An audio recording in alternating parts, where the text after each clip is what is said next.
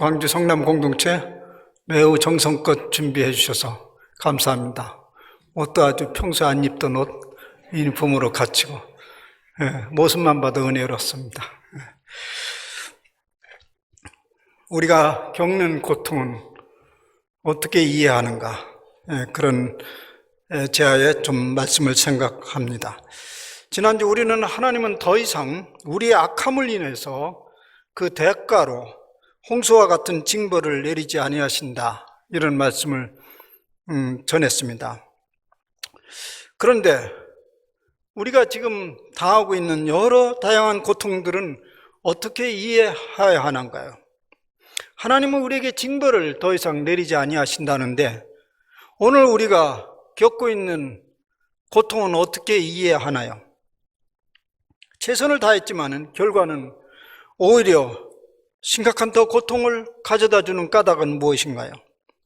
우리가 고통을 당할 때 직접적인 이유는 아는 듯 하는데 그 근원적 이유는 또 무엇인가요? 직접적 이유는 자세히 들여다보면 다 원인 제공자가 있고 혹은 제가 그 원인 제공의 희생자일 수도 있습니다. 그런데 왜 그런 일들이 일어나는지, 과연 하나님은 우리의 삶에 정의롭게 간섭을 하시는가? 특별히 우리가 겪고 있는 온갖 시련과 고통에 관여하고 계시는지에 대한 의문은 꼬리에 꼬리를 물고 일어납니다. 이런 복잡다단한 인간의 고통의 문제를 푸는 것이 신앙생활 중에 가장 중요한 주제이기도 합니다. 아마도 우리 중에 이런 영적 생활의 여정이 없었다면 여기까지 생을 지탱하기가 상당히 힘들었던 사람도 있을 것이고요, 여전히 그러한 여정을 걷고 있는 사람도 있을 것입니다. 아니, 깊이 생각하면 누구도 고통의 문제, 인생의 문제를 온전히 이해하고 살아가는 사람은 아무도 없을 것입니다. 오늘 우리가 읽고 있는 욥기는 그 어떤 성문서보다도 이러한 문제를 깊게 생각하기에 적합한 말씀입니다. 언뜻 보기에는 까닭없이 당하는 고통을, 언뜻 보기에는 그렇습니다. 언뜻 보기에는 까닭없이 당하는 그 고통을 어떻게 이해하는가? 동서고금을 막론하고 하여튼 그것은 주요한 관심사였습니다. 그래서 주역이라는 것도 나타나고 만사가 타고난 사고팔자라고, 사주팔자라고 그렇게 보는 전통도 있습니다.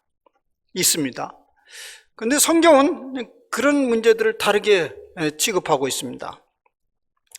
우리가 지금 알고 있는 욥기는요, 일반적으로 무고히 고난을 당하는 사람들의 전형으로 알려져 있습니다. 그래서 사람들은 자신의 억울함을 대변해 주려고 할 때 욥기를 선택합니다. 어떤 사람은 감옥에 들어가면서 이 무고함을 사람들에게 선포하기 위해서 나는 욥기를 들고 간다, 이런 사람들이 가끔 있어서 세인들에게 눈살을 찌푸리기도 하지만 또 한편으로는 이해할 수 있습니다. 그런데 우리가 이제 욥기를 읽을 때, 욥기뿐만 아니라 성경을 읽을 때 이제 이 자세가 필요합니다. 보통은 우리는 이제 이 성경을 읽으면 그 모든 전말을 다 알고 있잖아요. 특히 욥기를 읽으면 거의 왜 그런 일이 일어나는가, 그걸 다 알고 있는 전지전능자의 입장에서 읽게 되면요, 크게 은혜를 못 받습니다. 그렇고 그러는데 마치 이제 우리가 연극을 볼 때 그렇지 않습니까? 연극을 보면 관객은요, 그 굉장히 배우들은 심각하게 엄청난 갈등과 복잡한 문제를 진지하게 풀어가는데 관객들은 별로 부담 없이 그걸 즐기고 말잖아요. 관객이기 때문에 그래요. 근데 사실은 우리의 인생 삶을 관객으로 살아갈 수는 없잖아요. 생각은 그렇게 하고 싶어요. 너무 삶이 힘들으니까 인생은 연극이다 그래가지고 그렇게 보려고 하지만 자기가 당해보라고, 그게 연극이냐고요. 사실 우리 인생의 문제를 그 연극할 때 그 배우들의, 주인공의 입장에서 사는 거죠. 오늘 말씀도 그렇게 들여보면 됩니다. 그래서 오늘 말씀은 욥이 당하는 그 고통 그 자체를 들여다보면 우리의 삶의 정황과 잘 맞닿는 그런 경험을 하게 될 것입니다. 그래서 오늘 말씀은 이렇게 시작됩니다. 욥의 인물을 이렇게 이제 출발부터 소개를 합니다. 그는 온전하고 정직하여 하나님을 경외하며 악에서 떠난 자다. 그는 자기 자신만 관리할 뿐만 아니라 자식들도 잘 관리하고 있었습니다. 부지불식간에 그들이 죄를 범할까 봐 잔치를 벌리고 나면 꼭 자식의 수대로 번제를 드렸습니다. 예.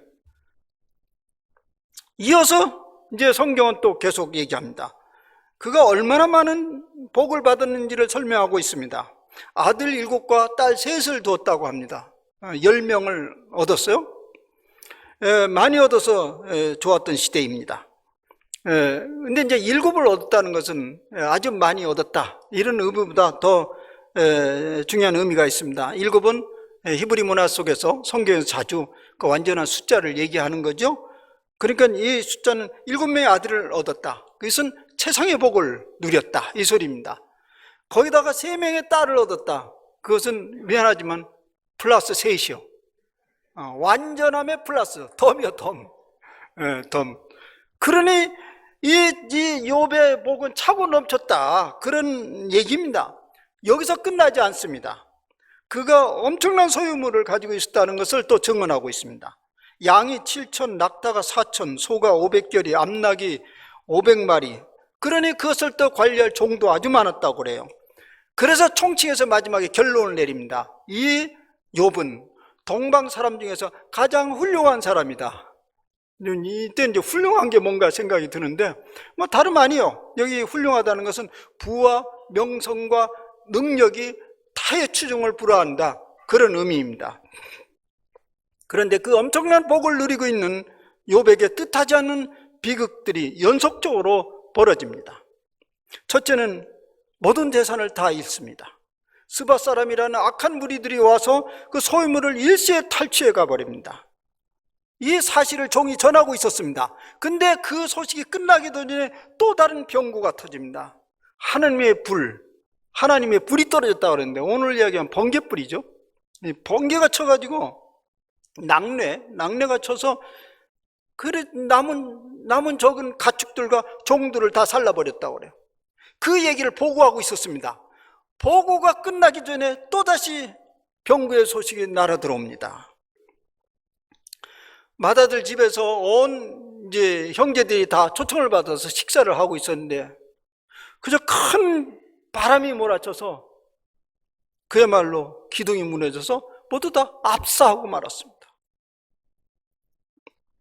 이로 인해 자녀들이 모두 죽은 그 소식을 듣고 욥은 겉옷을 찢고 슬퍼하면서 이렇게 고백합니다.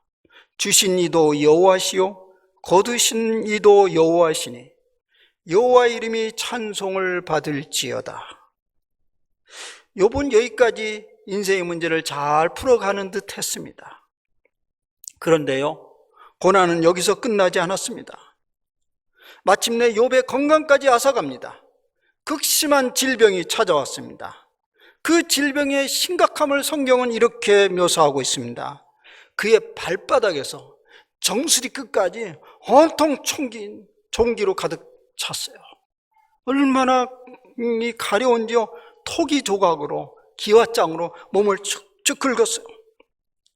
그러니까 피부가 터지고 진물이 터져 나오고, 그 지속적인 가려움으로 불면증과 악몽에 시달렸습니다. 눈물과 악취를 동반했습니다. 더 고통스러운 것은 그 고질병 때문에 공동체와 유리될 수밖에 없었습니다. 그 비참함을 바라본 아내는요, 이렇게 말합니다. 차라리 하나님을 욕하고 죽으라. 그래서 이 부분은 이제 교회에서 일반적으로 참 믿음이 없는 여자다, 이런 얘기하는데, 저는 그렇게 보지 않습니다. 여보, 그렇게 고통스럽게 사느니 그냥 죽는 편이 낫습니다. 그냥 하나님을 저주해버리면 하나님 당신 벌 더 줘서 죽을 거 아닙니까? 그게 편한 것입니다. 그렇게 독한 말을 쏟아놨어요. 그때도 욥은 이렇게 반응합니다. 우리가 하나님께 복을 받았은즉 화도 받지 아니하겠느냐? 얼마나 놀라운 의인입니까? 그런데요, 고통은 여기서 종료되지 않습니다. 욥을 위로하기 위해서 세 친구가 병문안을 옵니다. 엘리바스, 발닷, 그리고 소발이라는 친구들입니다. 그 비참함이 얼마나 극심했던지 성경은 이렇게 기록합니다. 그 친구들이 와서요, 일제히 소리를 지르면서 울었다고 합니다. 어찌 우리 친구, 그 이로운 친구가 이런 일을 당할 수 있겠는 말인가. 그러면서 밤낮 7일 동안 땅에 앉아서 한마디도 말하지 못했다고 그래요. 분위기는 굉장히 어두웠죠. 일주일 동안 그랬대요. 근데 이 침묵을 깰 수 있는 사람은 욥밖에 없었습니다. 그 욥이 입을 엽니다. 근데 뜻밖의 그 욥은 나온 얘기는 탄식이었습니다. 내가 난 날이 차라리 멸망의 날이었더라면, 그 날을 흑암이 덮었더라면, 차라리 내 모태의 문을 열지 않았더라면 얼마나 좋았을 것을. 이러한 탄식에 용기를 얻은 욥의 친구들은 이제 입을 열기 시작합니다. 네 고통이 이유 없는 고통이 아니다. 죄 없이 망하는 자가 어디 있느냐. 인과응보라는 말이죠. 내가 아무리 의롭다 한들 하나님보다 더 의롭겠느냐. 이 말은 내가 잘났으면 얼마나 잘났느냐는 말이죠. 또 재난은 먼지에서 생기지 아니한다. 이 말은 아니땐 굴뚝에서 연기가 나겠느냐는 말입니다. 그러니 하나님께 돌아가라. 전능자의 징계를 거절하지 말라고 충고합니다. 어때요? 위로가 되는 말씀입니까? 욥은 그러한 친구들의 권고가 위로가 되기는 커녕 더 큰 고통만 안겨주었습니다. 그리고 마침내 그는 그 충고에 대해서 반박을 하면서 탄식하는 반항자가 됩니다. 동방의 의인이 이제는 탄식과 반항자로 변하고 맙니다. 이 오랜 병수바라는 효자 없다고 그런 비슷한 얘기로 빗대어 말할 수 있을까요? 여러분, 지금 욥이 당하고 있는 이 복잡한 문제를 무슨 공식으로 풀어야 되죠? 이걸 풀 수 있는 공식이 있어요? 먼저 이런 생각을 해봅시다. 지금 여기 그동안에 누리고 있었던 번영과 복이 그의 경건함과 무슨 상관이 있는가요? 세 가지로 생각해 볼 수 있습니다. 첫째, 욥이 경건하고 하나님을 두려워했기 때문에 그 큰 복을 누렸습니까? 둘째는 욥에게 번영된 삶이 있었기 때문에 그가 경건하고 하나님을 두려워했습니까? 뒤집은 거죠. 사탄은 그렇게, 오늘 욥의 그 성경은 사탄은 그렇게 이해하고 있었어요. 그가 번영된 삶이 있었기 때문에 하나님 당신을 이렇게 공경하지요. 뺏어보라고요. 셋째, 욥의 행동과 그가 누리고 있는 복과는 전혀 상관관계가 없는 것인가? 어떻게 풀어가면 됩니까?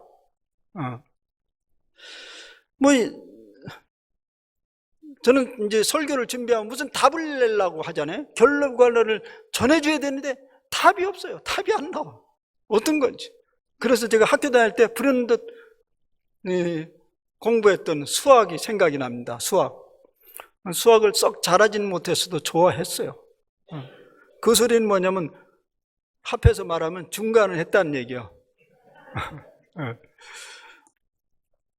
그 수학 공식, 이제 학교에서 가르칠 때 수학 문제를 풀 때 선생님들이 공식을 가르쳐 주잖아요. 공식. 근데 공식도 차원이 있잖아요. 그래서 1차 방정식, 2차 방정식, 3차 방정식, 그런 푸는 공식을 제시합니다. 우리 교회는 지금 이공대 전문가들이 많아서 제가 이제 공잡에 문자 쓸까봐 이제 조심스럽긴 해도 그래도 이건 사실이니까요. 수학의 기본은 선과 명과 공간을 다루는 것부터 출발하잖아요. 근데 우선 선을 다루려면 선만을 다루는 공식은 X축만 있으면 돼요. 그죠? 선을 다루는 X축, 평면. 그러나 면을 다루게 되면 축이 하나 더 생기죠. Y축이 생기죠. XY. 그래서 X축만 다루는 것을 1차 방정식이라고 그래요. Y축까지 다루면 2차 방정식이 나와요. 그러나 이제 공간으로 넘어가면 Z축이 하나 더 생겨야 돼요. 그때는 아주 머리 흔들흔들거려요. 더 어려워집니다. 1차, 2차 방정식을 배웠을 때는 수학이 제법 재미있었어요. 미소를 짓습니다. 아, 이렇게 풀어가면 되는구만. 수학이 별로 어려운 것도 아니구만. 그걸 찔찔 매는 거 보면 째려보면서 그것도 못하냐. 그런데요, 좀씩 더 높여가면 착각이라는 그것이 이제 오게 됩니다.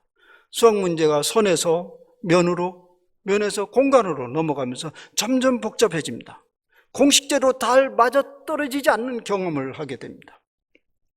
제가 호기를 부려서 대학에 공간 수학 이런 걸 선택으로 잠깐 들어갔다 혼난 적이 있는데 아주 어려워져.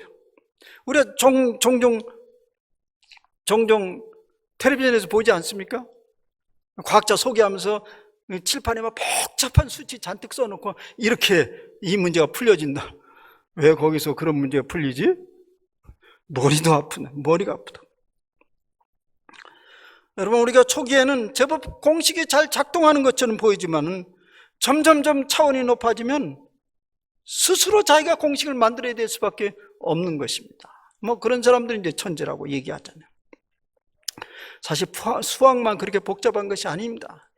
인생 문제도 믿음의 문제는 그보다 더 복잡합니다. 처음은 신앙생활이 마치 쉬운 수학 문제를 풀듯이 그렇게 적적적 풀어진다고 막 간증하는 사람 보면 그러죠? 막 간증 막 하죠? 이렇게 했더니 이런 일이 저런 일이 복이 막 떨어지고 저도 감동이 돼서 그다음부터 해봅니다. 안 돼요. 안 돼요. 그렇게 떨어지는 게 아니더라고요. 그래서 수학 문제를 포기하듯이 우리 신앙생활도 포기하고 싶고 심지어는 삶도 포기하고 싶은 생각이 들어옵니다. 신앙에도 1차 방정식이 있고 2차, 3차 방정식이 있다고 할 수 있습니다. 적어도 지금 욥은 1차, 2차 방정식은 무난히 통과했던 사람입니다. 복을 많이 받았죠. 복을 많이 받았어요. 경건하게 살았더니 복이 많이 쏟아졌어요. 그러니 하나님이 거두어가셔도 문제 없습니다. 왜냐하면 공식을 알고 있기 때문에 좀 있으면 올 거니까 또 그렇게 돌아가는 건 어렵지 않습니다. 그런데 2번은 욥이 들여다보니까 그렇게 간단하게 풀릴 문제가 아니었던 것이에요.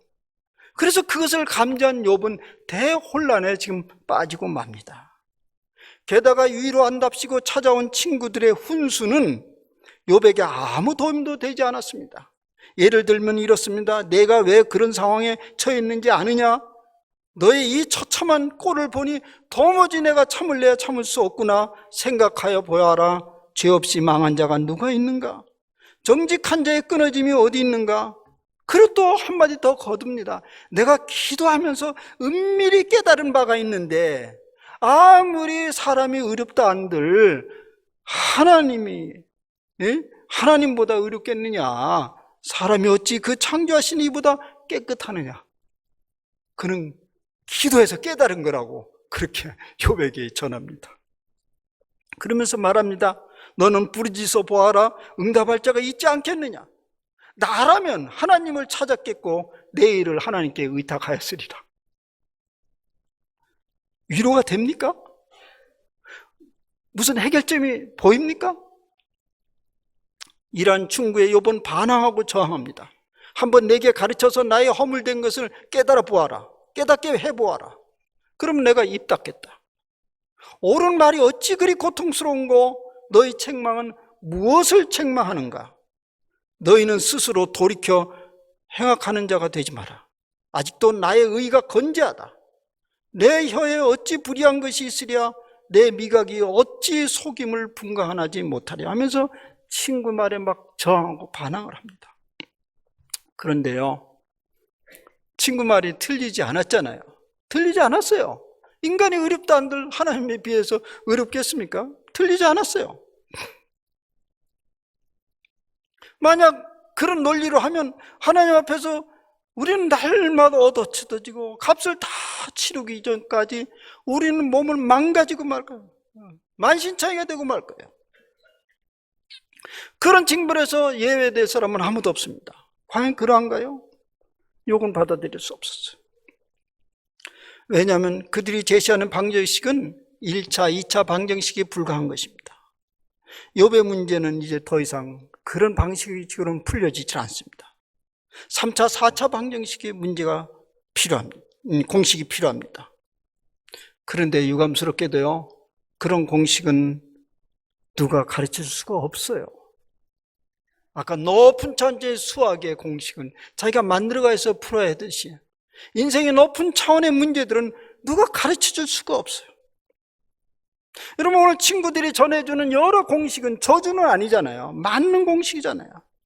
근데 답이 떨어지지 않는 공식이에요. 이런 공식을 주는 친구도 답답했을 것이고 그 공식을 받아들이지 못하는 욥도 답답했을 것입니다.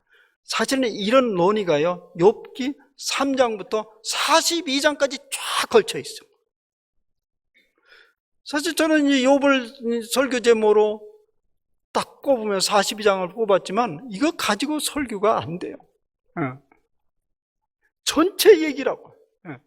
그렇게 간단한 문제가 아니에요. 복잡하게 얽힌 삶의 문제를 풀어가는 것을, 이 욥이, 이 욥기가 그건데요, 3장에 42장은 이런 논란으로 계속되어 있습니다. 어쨌든 우리는 쉽게 풀려지지 않는 어떤 심각한 인생의 고통과 그 문제에 직면할 수밖에 없다는 얘기입니다. 누구나 올 겁니다. 우리에게도 반드시 그러한 순간이 올 겁니다. 절대적으로 잃어버려서는 안 되는 것을 잃어버리는 순간이 올 것입니다. 아니, 모든 것을 다 잃어버리는 순간, 모든 것이 소멸되는 그 순간을 맞이하게 됩니다.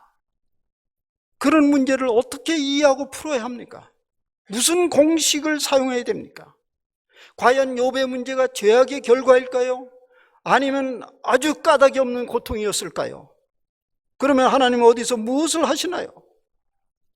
욥의 친구들은 그런 때일수록, 고통의 때일수록 자신을 돌아보고 회개하라고 권고합니다. 까닭 없이 이런 일을 일으키지 않는다고 합니다. 욥은 그런 권고들을 받아들일 수 없었습니다. 까닭 없이 고통을 당할 수 있다고 믿기 때문입니다. 그런데 욥기 전체를 관통하는 전체를 보면요, 욥기 전체를 보면 결론은 이렇습니다. 양쪽 입장 다 답이 아닙니다. 친구들의 입장도 답이 아니고 욥의 입장도 답이 아닙니다.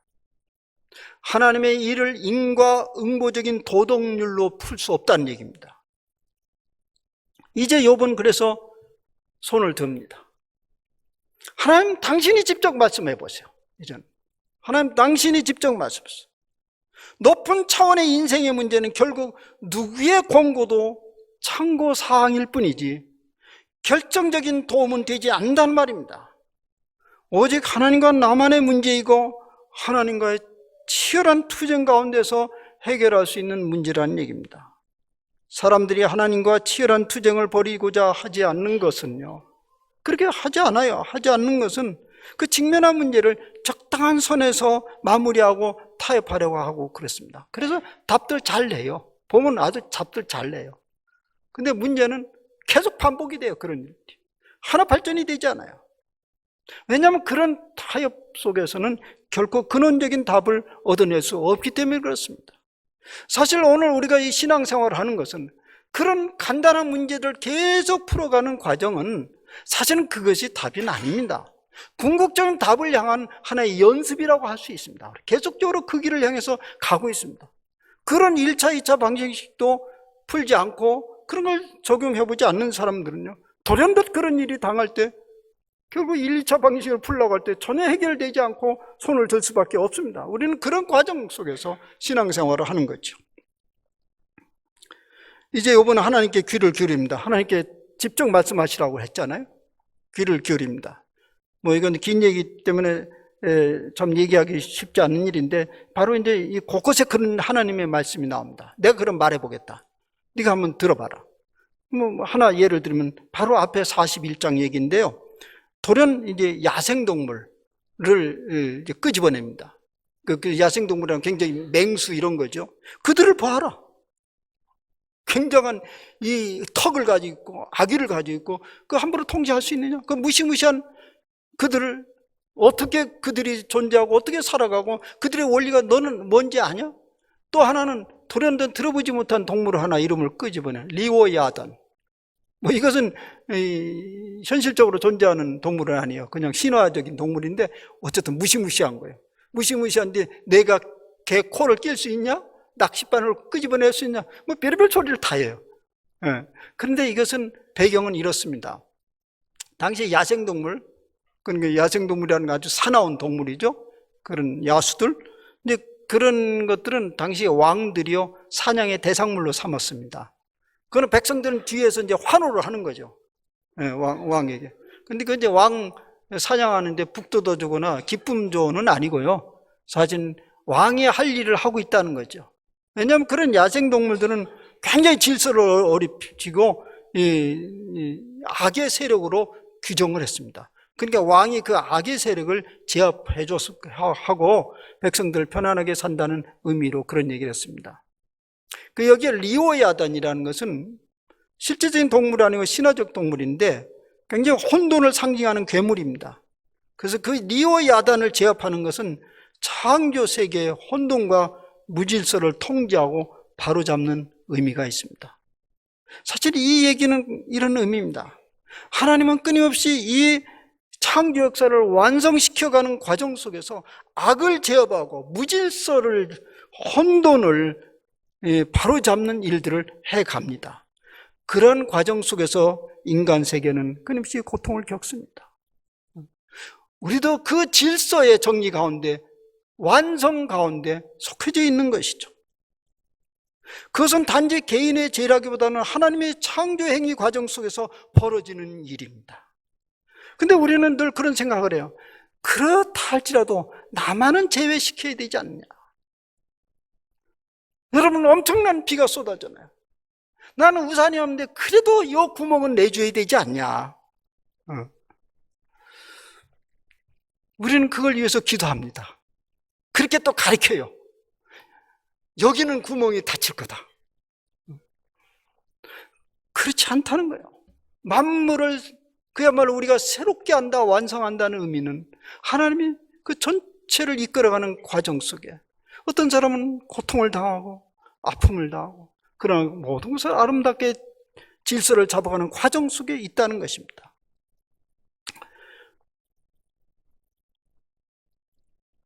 하나님을 이해하는 것은 도덕률을 훨씬 뛰어넘는 창조 하나님으로서 이해해야 된다는 얘기입니다.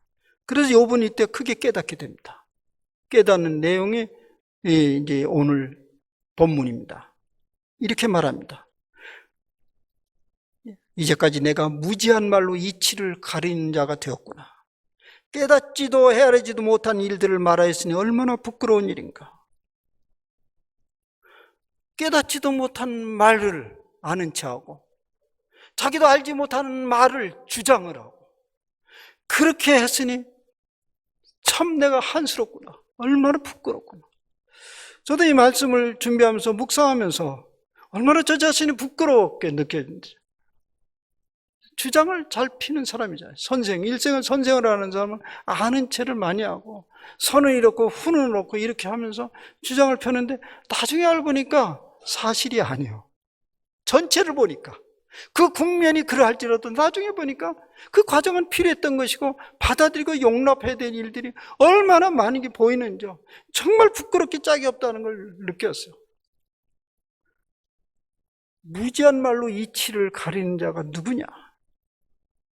그래서 그는 내가 스스로 거두어들이고 티끌과 죄 가운데서 회개하나이다라고 말합니다. 이 회개란 다른 것이 아니에요.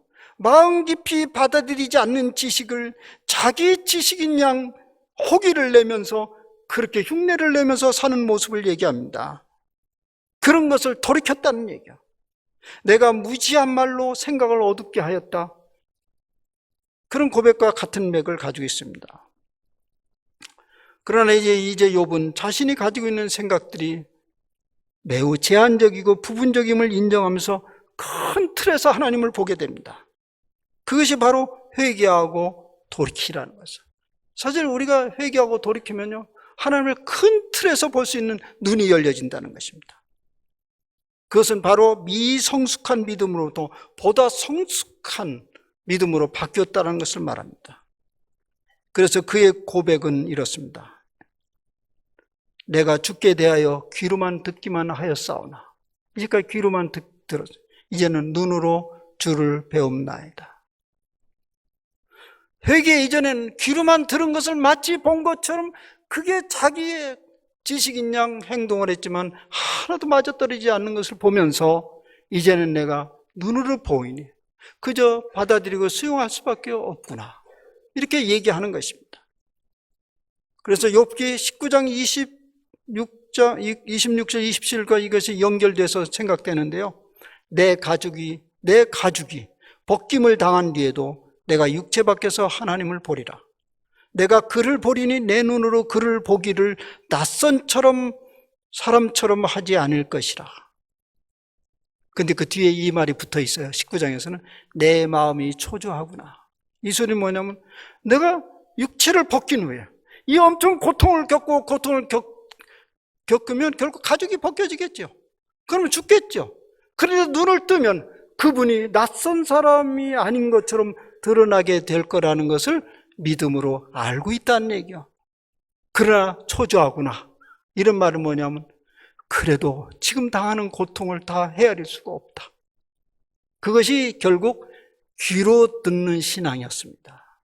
그런데 이제 그것을 받아들이게 됐다는 거예요. 하나님의 관점에서 이 고통스러운 세월을 받아들이면서 점점 그 마음속에 저항과 반항으로부터 받아들임으로 받아들입니다. 이제 내가 암가지시기 나의 암가지심이 너무 미천함을 인정하면서 이 말씀을 현실로 받아들이기 시작합니다. 그러다 보니 모든 것이 환하게 열려지는 것을 경험합니다. 제가 전할 수 있는 건 이 정도예요. 답이 없어요. 여러분들이 찾는 것입니다. 그런데 결과는 환하게 열려질 것이라는 거예요. 이제 처음 제시한 세 가지 방정식에 대해서 생각해 봅시다. 욥의 문제를 푸는 방식은 1차, 2차도 아닌, 아마 3차도 아닌 높은 차원의 방정식으로 풀어야 되는 문제입니다. 오늘 말씀은 바로 그런 결과를 보여주고 있습니다. 여러분, 신앙은 교회 안에서 일어나지 않습니다. 여러분, 공식으로 수학을 배웠다가 하면 안 되죠. 그걸 배웠으면 풀어야 결국 그 수학을 배운 거죠. 신앙은 이 교회 안에서 일어나지 않습니다. 여기는 공식을 마구 전해줍니다. 진정한 신앙은 삶의 현장에서 그 공식을 적용해가는 그 실험장 안에서 신앙은 일어나기 시작합니다.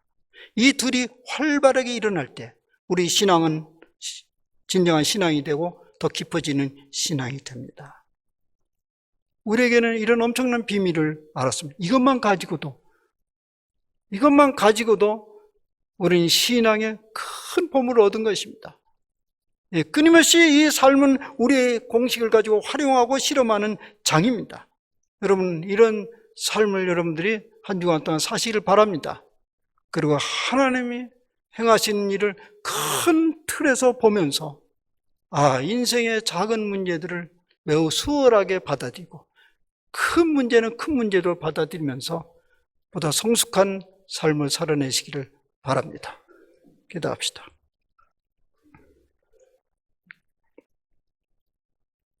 자비하신 주여, 우리 인생의 복잡다단한 삶의 문제들, 고통의 문제들을 어떻게 한마디로 다 시원하게 풀어낼 수 있습니까? 그러나 우리 하나님께서 욥을 통해서 그러한 문제들을 우리에게 슬쩍 넘겨주고 있습니다.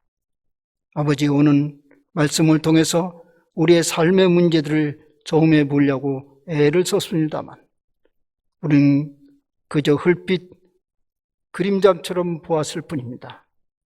주여, 이제까지 우리를 여기까지 인도하신 것은 그런 문제들을 풀어가도록 우리에게 기회를 주신 줄 압니다. 아버지와 한 발짝 한 발짝 인생의 고통의 문제를 넘어가면서 궁극적인 세계를 바라볼 수 있는 해안들을 저에게 허락하여 주시옵소서. 주께서 이미 앞장서셔서 우리의 길을 인도하시니 아버지의 큰 틀에서 우리 주님이 우리를 끌어가는 그 모습을 바라보면서 성숙한 삶을 살아내는 저희들이 되도록 도와주시옵소서. 예수님의 이름으로 감사하며 기도하옵나이다. 아멘.